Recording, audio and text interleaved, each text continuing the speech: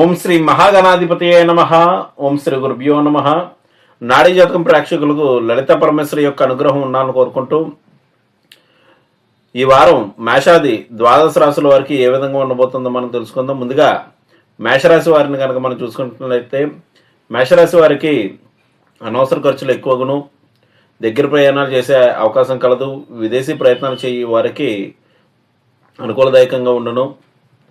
అలాగే వివాహ సంబంధ ప్రయత్నాలు చేసేటువంటి వారికి సంబంధములు దగ్గర దాకా వచ్చేటువంటి అవకాశాలు కనిపిస్తూ ఉన్నాయి. వారు కాళ్ళకు సంబంధించినటువంటి సమస్యలు ఇబ్బందులు తలెత్తే అవకాశం కలదు. వృత్తి వ్యాపారాదుల విషయంలో అభివృద్ధికి వేసేటువంటి ప్రణాళికలు విఫలకృతం అయ్యేటువంటి అవకాశాలు ఉండగలవు. మరియు స్థాన మార్పులు, స్థాన చలనం అనేటువంటిది ఈ రాశి వారు చేయవలసినటువంటి అర్చన, ఆరాధన, దైవ దర్శనాల విషయానికి వచ్చినట్లయితే వీరు రామరక్ష స్తోత్రాన్ని పఠించడం మంచిది. రామాలయ దర్శనం చేసుకున్నట్లయితే అన్ని విధాల అనుకూలదాయకమైనటువంటి ఫలితములు ఉండగలవు. వృషభ రాశి వారికి రాస్యాధిపతి అయినటువంటి శుక్రుడు స్థానంతో అష్టమ స్థానంలో సంచారం చేస్తూ రవి, బుధ మరియు కుజులతో కలవడం కొంత ప్రతికూలమైనటువంటి వాతావరణం ఉండగలదు. జీవిత భాగస్వామితో భేదాభిప్రాయాలు ఉండగలవు. అనవసర ఖర్చులు ఎక్కువగును, ఇతరులకు ఇచ్చినటువంటి ధనము తిరిగి వచ్చుట కష్టదాయకం అగును. అనవసర ఖర్చులు ఎక్కువగును. ఏకాదశ స్థాన స్థితి యొక్క శని యొక్క సంచారం వలన వృత్తి వ్యాపారాదుల్లో అభివృద్ధి ఉండగలదు. కుటుంబంలో శుభకార్య వాతావరణం ఉండగలదు. శుభ కార్యక్రమాల్లో పాల్గొనే అవకాశం కలదు.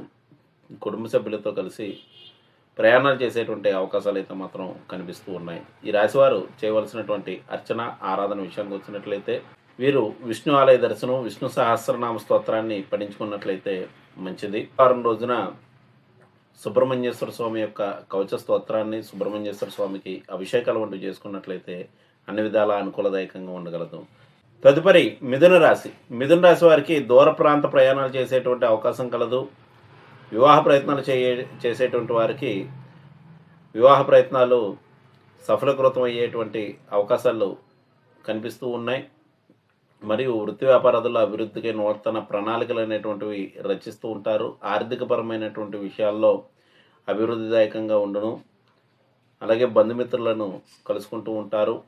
జీవిత భాగస్వామితో స్వల్ప భేదాభిప్రాయాలు ఏర్పడినప్పటికీ కూడా వాటిని అధిగమించి ముందుకు వెళ్తూ ఉంటారు. ఇక వృత్తి వ్యాపారాదుల విషయానికి వచ్చినట్లయితే వృత్తి వ్యాపారాదుల్లో మిశ్రమ ఫలితాలు అనేటువంటివి ఉండగలదు. పై అధికారుల యొక్క సహాయ సహకారములు వీరికి లభించగలవు. ఈ రాశివారు చేయవలసినటువంటి అర్చన, ఆరాధన విషయానికి వచ్చినట్లయితే వీరు విష్ణు ఆరాధన, విష్ణు కవచ స్తోత్రాన్ని పఠించుకున్నట్లయితే మంచిది. తదుపరి కర్కాటక రాశి వారికి షష్ఠ స్థానంలో కుజుని యొక్క సంచారం అనుకూలమైనటువంటి ఫలితములు ఇచ్చినప్పటికీ కూడా వాహన మూలకమైనటువంటి విషయాల్లో ఇబ్బందులు తలెత్తే అవకాశం కలదు. ఈ రాశి వారికి షష్ఠ స్థానంలో చతుర్థాధిపతి మరియు కుజుడు కలియుటి కారణంగా దెబ్బలు తగలడము, ప్రమాదాలు వంటివి జరిగేటువంటి అవకాశాలు ఉన్నాయి. కావున వాటి విషయాల్లో అంటే వాహనాలు వంటివి నడుపునప్పుడు మరియు మెట్లు వంటివి దిగినప్పుడు కొంత జాగ్రత్త అవసరం. శుభమూలక ఖర్చులు అనేటువంటి గృహవస్తు వాహన మూలకమైనటువంటి విషయాల్లో అభివృద్ధిదాయకంగా నడుచును. గృహవస్తు వాహన మూలకమైనటువంటి విషయాల్లో ప్రయత్నాలు ఫలించగలవు. పెండింగ్లో ఉండేటువంటి వ్యవహారాలన్నీ కూడా పూర్తి చేస్తూ ఉంటారు. జీవిత భాగస్వామితో మాత్రం స్వల్ప భేదాభిప్రాయాలు లేక వారికి అనారోగ్య సమస్యలు వంటివి వేధించేటువంటి అవకాశాలు కనిపిస్తూ ఉన్నాయి. ఈ రాశివారు చేసుకోవాల్సినటువంటి అర్చన, ఆరాధన విషయానికి వచ్చినట్లయితే వీరు ఆంజనేయ స్వామి యొక్క దర్శనం చేసుకోవడం. ఆంజనేయ స్వామికి కన్యారాశి వారికి జీవిత భాగస్వామితో భేదాభిప్రాయాలు ఉండగలవు. గృహవస్తు వాహన మూలకమైనటువంటి విషయాల్లో అభివృద్ధిదాయకంగా ఉండను. విద్యార్థులకు విద్యా విషయాల్లో వంటివి చేసేటువంటి అవకాశాలు కనిపిస్తూ ఉన్నాయి. మరియు బంధుమిత్రుల యొక్క సహాయ సహకారములు లభించుట, బంధుమిత్రులతో కలిసి వినోద కార్యక్రమాల్లో పాల్గొనట జరగగలదు. వ్యయ స్థానంలో కేతు యొక్క సంచారం వల్ల అనవసర ఖర్చులు ఎక్కువగాను, షష్ఠ స్థానంలో రాహు యొక్క సంచారం వల్ల ఆరోగ్య విషయంలో శ్రద్ధ వహించవలసి ఉండగలదు. ముఖ్యంగా గ్యాస్ట్రిక్ ట్రబుల్స్, అజీర్ణ వ్యాధులు వంటివి ఇబ్బందులు పెట్టేటువంటి అవకాశం కలదు. మార్పులకై చేసేటువంటి ప్రయత్నాలు కొంతవరకు సఫలీకృతం అయ్యేటువంటి అవకాశాలు కనిపిస్తూ ఉన్నాయి. ఈ రాశివారు చేసుకోవాల్సినటువంటి అర్చన, ఆరాధన విషయానికి వచ్చినట్లయితే వీరు దక్షిణామూర్తి యొక్క స్తోత్రం పారాయణాదులు వంటివి చేసుకోవడం మంచిది. తదుపరి తులారాశి. తులారాశి వారికి జీవిత భాగస్వామితో భేదాభిప్రాయాలు ఉండగలవు. దగ్గర ప్రయాణాలు చేసేటువంటి అవకాశాలు కనిపిస్తూ ఉన్నాయి. మరియు నూతన వస్తు వాహన మూలకమైనటువంటి విషయాల్లో అభివృద్ధిదాయకంగా నడుచును. పెండింగ్లో ఉండేటువంటి వ్యవహారాలు పూర్తి చేయుటకు తమ శక్తి సామర్థ్యాలన్నీ కూడా ఉపయోగిస్తూ ఉంటారు. ఆత్మవిశ్వాసం పెరగగలదు. వచ్చిన ధనం వచ్చినట్లు ఖర్చగును. ఇతరులకి తమ వంతు ధన సహకారములు అందించట జరగగలదు.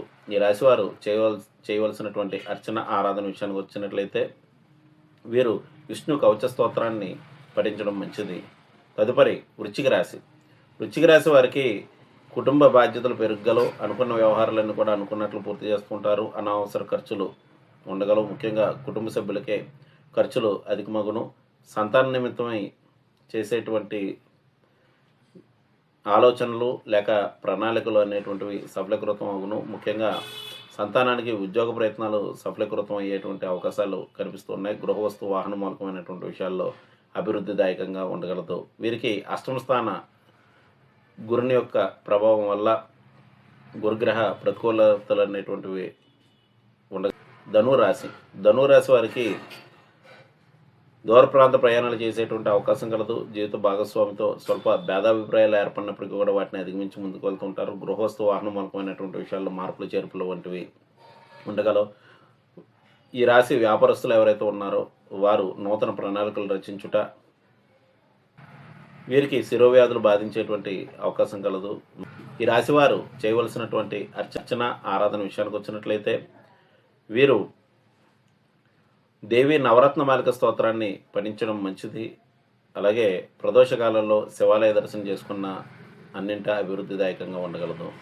తదుపరి మకర రాశి. మకర రాశి వారికి రాశ్యాధిపతి అయినటువంటి శని తృతీయ స్థానంలో సంచారం చేయటం వల్ల దగ్గర ప్రయాణాలు చేసే అవకాశం కలదు. బంధుమిత్రులను కలుసుకుంటూ ఉంటారు. అలాగే 12వ స్థానంలో రవి, కుజ, బుధ, శుక్రుల యొక్క కలయిక వల్ల అనవసర ఖర్చులు ఎక్కువగాను మరియు షష్ఠస్థానంలో గురుని యొక్క స్థితి వల్ల ఆరోగ్య విషయంలో శ్రద్ధ వహించవలసి ఉంటుంది. ముఖ్యంగా అజీర్ణ వ్యాధులు అనేటువంటివి ఇబ్బందులు ఉండగలవు.